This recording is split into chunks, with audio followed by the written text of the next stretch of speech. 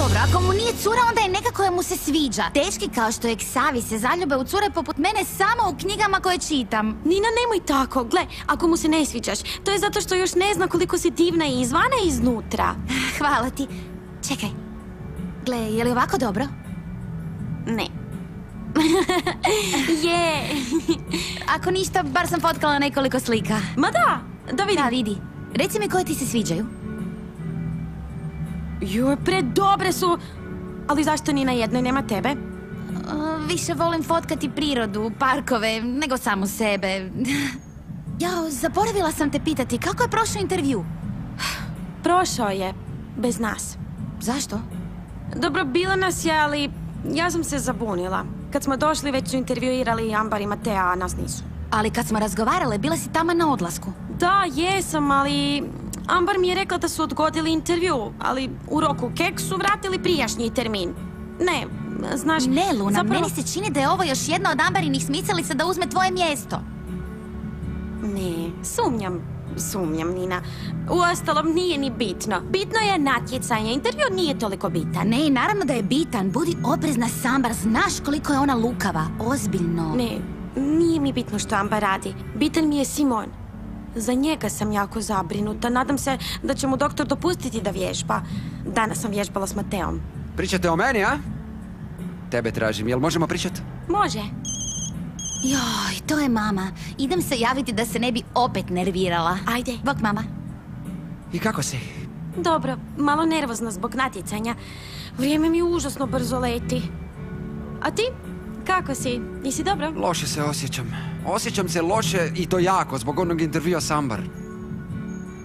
To je trebalo biti vaše. Zaslužili ste, pripada vama. Ne brini se, nije važno. Osim toga i onako je bio nesporazum. Ma, samo sam ti to htio reći. Nikad nisam vidio nekoga da se ovoliko trudi da bi postigao to što želi. I nisam nikada u životu vidio nekoga ko bi tako spektakularno slijetao na pod kao ti. Molim lijepa, moja slijetanja su neponovljiva. A znaš i zašto? Nudim ti instrukcije iz savršenog slijetanja. Mateo, što ti je? Nisi svoj. Nisam više s Ambar. Što?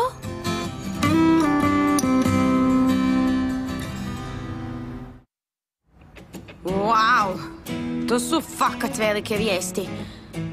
Mislim, kažem to jer ste vi ipak savršeni par i sve to, zar ne? Nije sve kako se čini. Ponekad ostajemo s nekim u vezi zato što se ne možemo suočiti sa stvarnošću. Ambar više nije ista. Ma, uostalom nisam ni ja. Svi smo se puno promijenili. Ej, jesi dobro? Jesi dobro?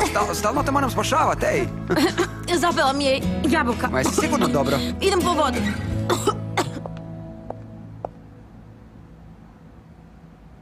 Vidim da se više ne ljutiš. I bolje. Ne volim to izdanje svog dečka. Osim toga, nemaš se zbog čega ljutiti.